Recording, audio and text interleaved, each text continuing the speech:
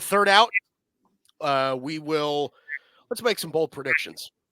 Dalton Brown. Second half, All-Star break is behind us. We got about 60-ish some odd games left in the regular season, about 2 months. So what do you have? Throw one at me. Let's see if it sticks.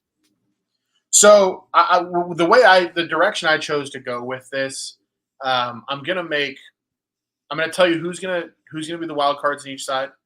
That's how I'm gonna go about it. I'm gonna tell you why. I might mix in a couple trade predictions here and there, but yeah, the main thing is in the NL. I think we've cut the field about in half. Like Cincinnati's out, they're selling. Cubs are out, they're selling. I don't really view San Francisco as that much of a factor at this point, although they do have one of the easier schedules left. Washington is out, right? They're still in it in the standings, but they're selling. Yeah. So, like, who's really involved there still? Arizona, San Diego, St. Louis, Pittsburgh, and the Mets. I'm willing to also cross out the Pirates and Mets. The Pirates because they can't hit, and I don't think they're willing to make the kind of investment that they need to change that. The Mets because they can't pitch, and I'm not even 100% sure that they're going to buy. So that leaves me with 3 teams for 2 spots because Atlanta's going to take one of those wild cards, right? Yes. Yep. So that leaves me with Arizona, San Diego, and St. Louis for those 3 spots. I think San Diego is easily the cream of those 3. I think San Diego, I'll touch on them later in the hot corner, which leaves me with Arizona and St. Louis. I am kind of liking Arizona more than I'm liking St. Louis. I don't think St. Louis's pitching is going to sustainably do what it's done lately. I know I'm wearing a Cardinals hat while I say that, but I don't think that St. Louis's pitching can hold up the way it's looked lately. And Arizona's starting to hit the cover off the ball the last few weeks. Like they're starting to come alive offensively. And I know Jordan Montgomery's been bad, but he's going to be back soon. Merrill Kelly's going to be back soon. Eduardo Rodriguez is going to be back soon. Like that pitching staff, kind of like the Dodgers, has some reinforcements coming down the pike where they're not going to have to rely so much on the Ryan Nelsons of the world. And so I think Arizona is a team like moving pretty quickly in a positive direction. So I think you end up with 3 teams out of the NL West: Dodgers, Diamondbacks, Padres, all making it. 2 out of the NL East with the Braves and Phillies. And then obviously whoever wins the Central, which will probably be Milwaukee at this point. Although Milwaukee is not a team that, I mean, they got pitching questions of their own. So that's what I have on the NL side. You have any thoughts there before I go to the AL? Other than the fact that I think that that's like pretty chalk. Like I think, like if you really think about it, right? Like outside of the and we've beat the hell out of this dead horse, right? Of like how we're surprised that Milwaukee is where they are, right? Like outside of that, I don't know that I'm surprised by anything, right? Phillies, Braves, Dodgers, Diamondbacks, Padres, Brewers. I think that, like, if you were to tell me that that was going to be the playoff picture, I would have said, yeah, okay, that's pretty likely. And it's funny how, like, this little section of the season here between the All-Star break and the trade deadline is like really where you get your answers on these questions. Yeah, right. You know what I mean? Because teams are declaring, am I going or am I not? Buyer, seller, yeah. We're already hearing those signals from these teams. And so, these pictures are starting to get a lot clearer in each division, or excuse me, in each league. On the AL side, I am fascinated because I think there are 3 teams left fighting for 2 wild card spots. Okay. Obviously, either Yankees or Orioles are going to take one of the wild card spots. So the other 2, I think, comes down to Minnesota, Kansas City, and Boston. Okay. I don't put Seattle in the conversation. I am pretty cocksure Seattle is going to miss the playoffs. Like I'm not bought into anything that's going on up there. I hate to say it. I don't know that the Twins are going to make the playoffs. It's interesting. And I love the Twins, man. I know. I love the Twins. But, like, watching Boston for 27-ish innings this weekend and knowing that was without the Dodgers facing Tanner Houck, like, that's a really good ball club. Like, that ball club can hit, and they're getting Tristan Casas back at some point. I think they'll probably acquire a reliever at the deadline, and I think they're a team that, like, if they choose to buy, I think that they're just as good as Minnesota already. Yeah. And the problem for Minnesota is, like, they just like Pablo Lopez, I think, rounds back into form, but other than that, like, Royce Lewis can't stay on the field. Carlos Correa is hurt. I mean, they need Byron Buxton to be a god Yeah. if they want to if they want to kind of hold their position. I hate to say it, but I'm not that sold on it. And Kansas City is already showing that they're all in. I mean, that trade, like, they gave up quite a bit for Hunter Harvey already. Yeah. I think Kansas City recognizes that they're getting a special, like, Jeremy Lin type season out of Seth Lugo, and I think Kansas City's, like, actually bought in, and I have a feeling they're going to finish ahead of Seattle, and Kansas City and Boston are going to take those 2 wild card spots. A little bit of a hotter take there. Yeah. I mean, I don't. Again, I think the Red Sox are a game back right now of both of them, right? Twins and the Royals right now are in those last 2 wild card spots. I would go as far to say that I'm pretty confident at the moment, okay, as pessimistic as I am, that the Yankees will have that first wild card spot. I think Baltimore's a better team. But Boston is what Seattle should be, right? Like, they're a team that, like, we didn't know Boston's pitching was going to be this good. We didn't know that Boston's offense was going to be this good, right? Like, I said at the beginning of the year, this is an underdeveloped team with Duran and Wong and Rafaela and like who are they're whatever. Like, they are whatever kind of players. Then Jaron Duran comes out and wins All-Star Game MVP. Like, he's legit. Connor Wong is one of the better hitting catchers in baseball at the moment. Like, you're seeing guys that are producing for the Red Sox that you're thinking to yourself, you're like, this is a team that was dumb enough to trade Mookie Betts, and none of those players panned out for them, right? Verdugo's playing for the Yankees. Jeter Downs is nowhere. And now you got Connor Wong, who's this skinny little catcher who is probably going to spend the rest of his life in AAA. Like, but no, like that's not what he is. He's a legit player. This is a legit team. Tanner Houck, Cutter Crawford, that were like, they're getting legit innings. Kenley Jansen seems to be doing a solid job for them as well. I agree. I think they're probably going to add to the bullpen. I wouldn't be surprised, like you said a number of weeks ago, if they went out and got another starting pitcher, right? Because they recognize that if they have to go against the Yankees in a playoff series, they're probably going to need another arm, right? So I don't think that that's all too crazy.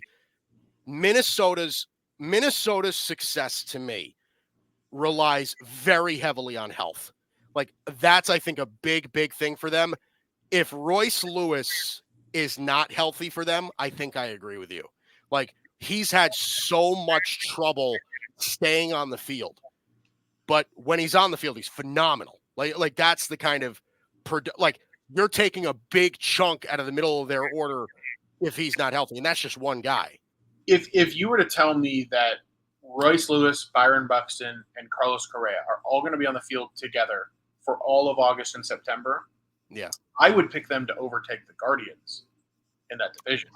Why am I not surprised? But but the reality is, like, Royce Lewis and Byron Buxton, both, like, just the two of them being on the field at the same time feels like a blue moon. Like, and you hate to kind of put that on guys, right? Because guys can't control injuries. That sucks, and I feel for them, right? But it's just, I mean, how many times do we have to see this with the Twins bats where they just can't keep these guys on the field? So look, I love the Twins. I'm rooting for the Twins. I hope I'm very wrong on this take. But when I look today on, July 22nd, they're the odd team out for me. Yeah. So, all right, you ready for mine? Here we go. Sure. And I only have a handful, but okay, so the first one for me is, and it goes back to my rant before, I think the Yankees do not get the first wild card. I think they will get the second or the third. And I think the likely of that scenario, again, and it's kind of funny that you're talking about this, is I think Minnesota jumps them.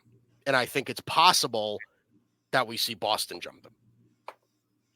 That's my again, we're looking for bold here. I mean, that's certainly bold. I would love to hear because Mike, about a month ago, well, maybe not a month ago, maybe a month and a half ago, you were like, I was all in. You were Yankees the best team in baseball. I was all in. You're 100% right. I mean, going into that Dodgers-Yankees series, like I think that's about where you were, right? And that was early June. Mm-hmm. Oh yeah. So talk to me. I mean, why so pessimistic to that? Because I don't know that I see a rebound. Like I think that the Yankees will make moves. I do think that they'll be aggressive. I think they'll get a bat or two. They'll probably get a couple of bullpen guys. I get it. But I think the stretch of great play from Volpe is over.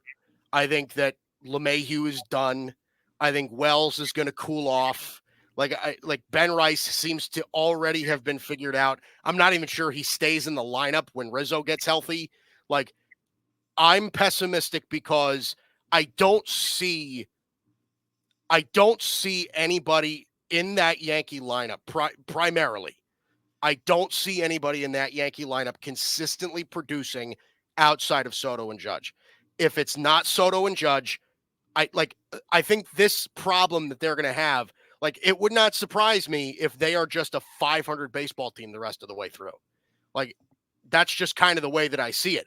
You're going to see them on certain days, and Aaron Judge is going to hit a 470-foot bomb, and Juan Soto is going to hit a 450-foot bomb, and you're going to get like one other homer from some other guy. Like Alex Verdugo is going to hit a homer one day, and everybody's going to be like, see, the Yankees are back.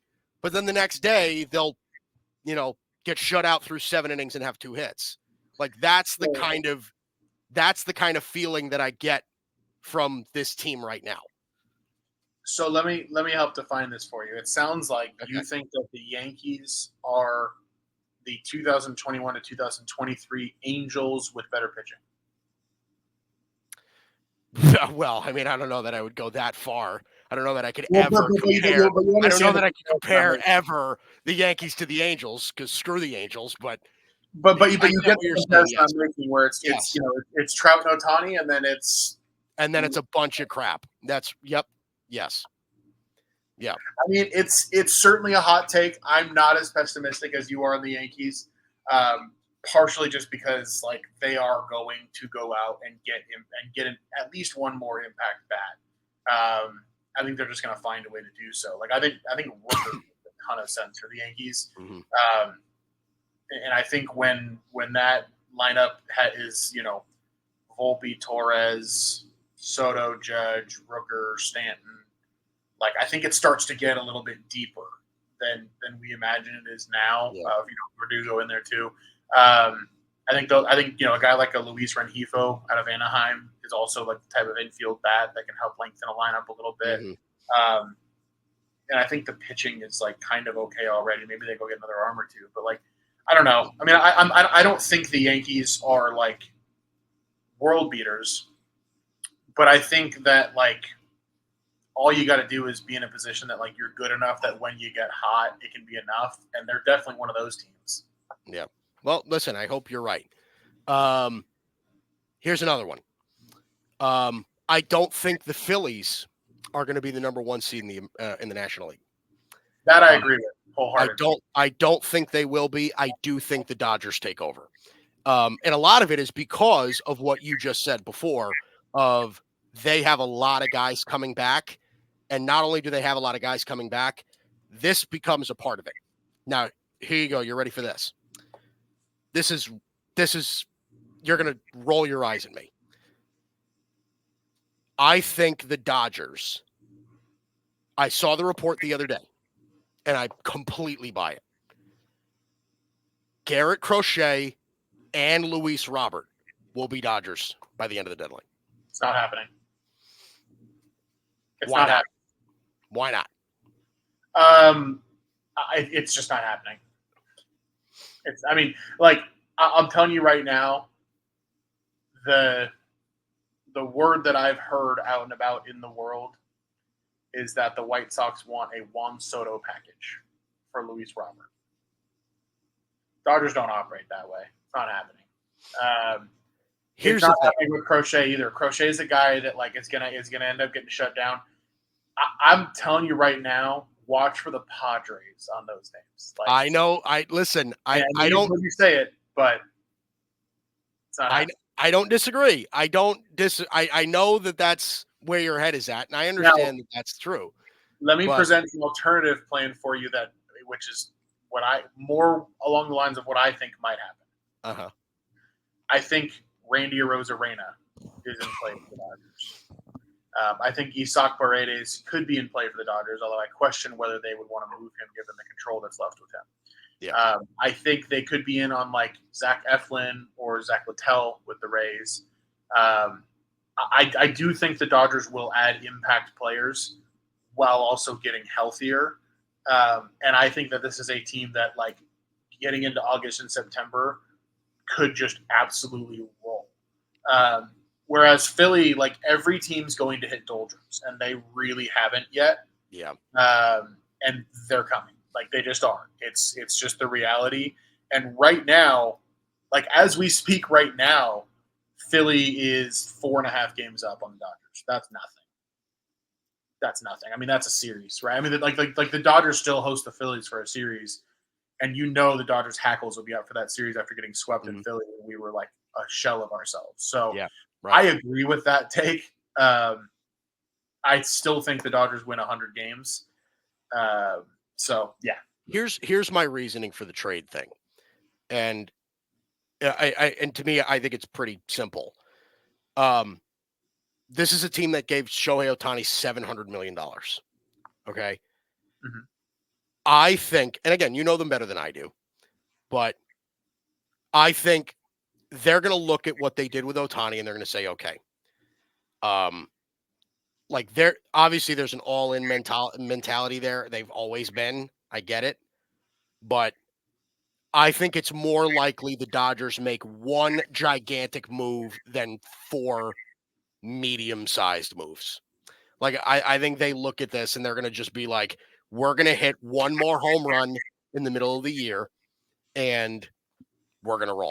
That's my whole deal. And even if it's not Crochet and Robert, which I don't think is an impossibility because I think the White Sox are dumb and I think that they'll sell them for a bag of peanuts, even though they are saying that they, are going to hold out. I just don't, I don't see it. I think the White Sox are the opposite kind of dumb. You think they're the kind to hold on to him for too long? I think the White Sox are the kind of dumb to overplay their hand, and I think they're going to end up shipping guys late to teams, and like they will get underpaid, but I don't think it's going to be the Dodgers. Now, I do like the concept that you're bringing of like one big fell swoop move. Like the Dodgers have done that historically, time and time again. Scherzer and Trey Turner. Carl Crawford, Josh Beckett, and Adrian Gonzalez. Right. Mookie Betts and David Price. This is something that the Dodgers throughout their history have done over and over. Yeah. So I don't think I don't disagree with that. I just think it looks more like Randy Arozarena and Zach Eflin or, something along those lines, I think feels more likely. I mean, it could even be, Jazz Chisholm is hard for me to imagine, but somebody of that ilk and like a Trevor Rogers from Miami. That Tarek Skubal and Riley Green from Detroit. Now, if you were to say Tarek Skubal and Mark Hanna, who I think moved, or Jack Flaherty and Mark Hanna, there you go. That's one that I think could be realistic. I don't know that you want Mark Hanna at the moment. Mark Hanna's OPS, I think, the last like 2 months is like 470. I'm not. Or here's another one: Lane Thomas and Trevor Williams. Nah, it doesn't move the needle for me. That's the thing. You haven't watched enough of the bottom of the Dodgers order, if that's what you're thinking. I don't know. It's mid for me. I feel like they're gonna do something bigger. It's just my feeling. I Um, hope you're right, although I don't hope you're right on Robert and Crochet because that's a guy on an innings limit and a guy who I don't trust to stay healthy or give his full effort. So I it's not always saw Crochet as a bullpen guy anyway. Like I know that he's doing well as a starter this year, but but I always thought that he you're not going translated. to pay bullpen guy price for him. Go get Eric Fetty then. Yeah, well, yeah, right, exactly. That I understand completely. Yeah, and again, the more you say it, the more I understand it. Right, where it's like, you know, as soon as that rumor came out of Garrett Crochet and the Padres, I was like, here we go again. Yeah. It's too good. It's too funny, man. The, Uh, the Padres are going to go nuts. I'm telling you right now, they're going to go nuts. I don't know what they're going to do, do they but even have anything to go nuts with? What does their yeah, farm system look like? they still have some guys. I mean, it depends on Sheesh. who they're willing to move, but they still have some guys. They've got some young arms that are coming up in their bullpen. They've got Ethan Salas if they really want to get crazy. They've got some guys that can move. They do have Ethan Salas, who's I don't know. I don't know how long it's going to take that kid to get to the major league. Isn't he like 17 years old? Yeah, he's really Ethan Sa- Yeah, he's a baby. He's not going to see the majors for another 6 years. Um, right, but that doesn't do any good for an AJ Preller who wants to keep his job. that you know what? That's true. That's definitely true.